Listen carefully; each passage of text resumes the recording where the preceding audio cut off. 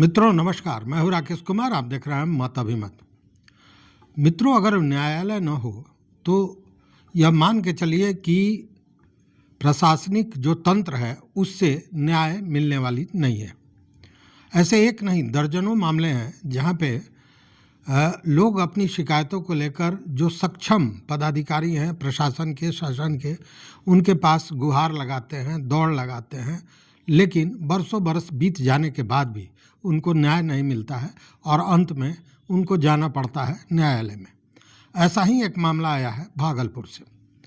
देखिए, ये भागलपुर का मामला है जहां जिलाधिकारी ने कोर्ट के सख्ती बरतने के बाद तुरंत उस काम को कर दिया जिसके लिए वह व्यक्ति, यह मामला है भागलपुर का। इसमें जो वादी है वो पहुंचा पटना हाई कोर्ट और पटना हाई कोर्ट में उसने गुहार लगाई कि उसके जमीन पर अवैध कब्जा है जिसको कब्जा से मुक्त कराया जाए। और यह कब्जा जो दिलाया था, यह भी आश्चर्यजनक बात है कि उस व्यक्ति द्वारा खरीदी गई रैयती भूमि थी और उस भूमि पर अंचलाधिकारी ने किसी दूसरे व्यक्ति को पर्चा दे दिया था।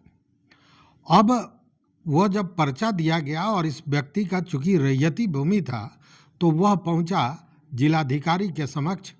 भागलपुर के जिलाधिकारी ने उसकी बातें सुनी और संज्ञान लिया और संज्ञान लेने के बाद उस पर्चा को रद्द कर दिया गया। पर्चा तो रद्द हो गया लेकिन बावजूद उसका कब्जा नहीं हटाया गया। अब जिस व्यक्ति को कब्जा मिला था वह व्यक्ति उस जमीन पर काबिज था और काबिज भी आज से नहीं, 2008 से ही।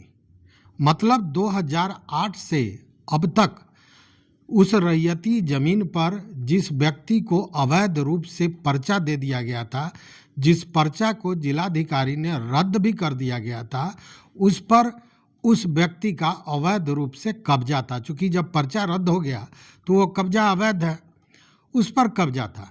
और बार बार प्रशासन को कहने के बाद भी, प्रशासन के समक्ष गुहार लगाने के बाद भी, अंचलाधिकारी से लेकर तमाम पदाधिकारियों तक इसकी शिकायत करने के बाद भी वह कब्जा नहीं हटाया जा रहा था।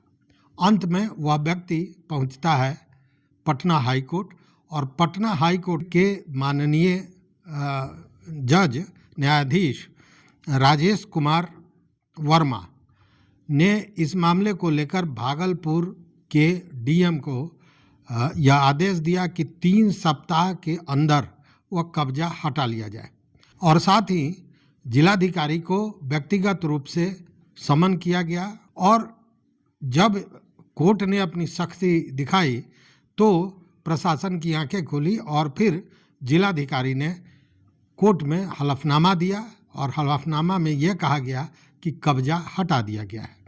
मतलब कि जिस काम के लिए, जिस कब्जा को हटाने के लिए 2008 से वह व्यक्ति लगा हुआ था, उसको न्याय 2025 में तब मिला जब वो पटना हाई कोर्ट पहुंचा। और बाज़ाब्ता हाई कोर्ट के ऑर्डर के तुरंत बाद जिलाधिकारी ने उस कब्जे को हटवाया और हटवाने के बाद तुरंत इस मामले को लेकर हलफनामा भी कोर्ट में दायर किया कि अब कब्जा हट गया है। तो कोर्ट में जाने के बाद न्याय मिला, लेकिन ऐसा एक मामला नहीं है। मैं एक और मामले पर ध्यान आकर्षित करना चाहता हूं जिसको लेकर हमने पूर्व में भी एक वीडियो दिया था। यह व्यक्ति 90-95 वर्ष के हैं और इनका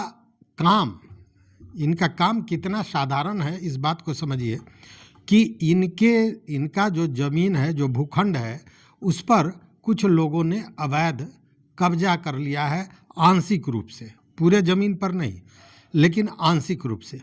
और जिन लोगों ने कब्जा किया है वो सक्षम हैं, वाइट कॉलर हैं, बड़े लोग हैं। अब इसको लेकर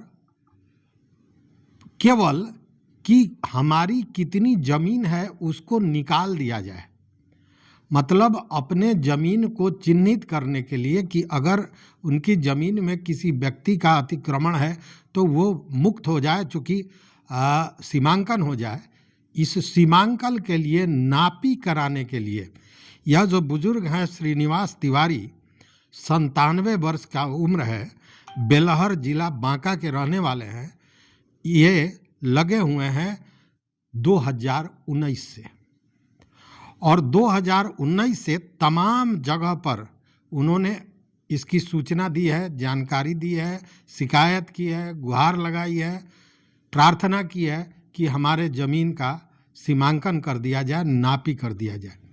इसके लिए पैसा भी उन्होंने जमा किया, लेकिन आज तक उस बुजुर्ग व्यक्ति को न्याय नहीं मिला है। यही है शासन तंत्र, यही है प्रशासन तंत्र। इसको लेकर फिर उन्होंने अनुमंडलीय लोक शिकायत निवारण पदाधिकारी बांका को एक पत्र लिखा है और उसमें सारी जानकारियां दी हैं।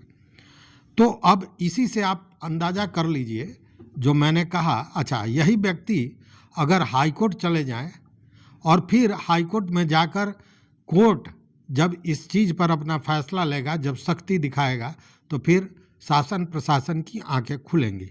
लेकिन जब तक कोर्ट में नहीं जा रहा है यह व्यक्ति, केवल गुहार लगा रहा है। 97 वर्ष का उम्र, आप जरा सोचिए कि उस व्यक्ति कितना बुजुर्ग व्यक्ति है और उस व्यक्ति को भी न्याय नहीं मिल रहा है। जबकि सरकार बुजुर्गों के लिए, सीनियर सिटीजन्स के लिए तमाम दावे ठोकती है कि उनको ये सुविधाएं दी जाएंगी, ये भैया जब न्याय ही नहीं मिलेगा तो अन्य सुविधाएं केवल बकैती करने से तो कुछ होगा नहीं, क्योंकि ये केवल बकैती है। बुजुर्गों की क्या मान प्रतिष्ठा है वह स्पष्ट हो जाती है इस शासनकाल में। तो यही है मामला। अगर आपके पास इस तरह का कोई मैटर हो, कोई विषय हो, तो निश्चित रूप से हमको बताइएगा। इस वीडियो में बस इतना ही। देखते रहिए मत अभिमत। मित्रों, चैनल पर नए हो तो सब्सक्राइब कीजिए, लाइक कीजिए, दोस्तों के साथ शेयर कीजिए और अपना विचार जरूर दीजिए। बहुत बहुत धन्यवाद, कोटिशः आभार।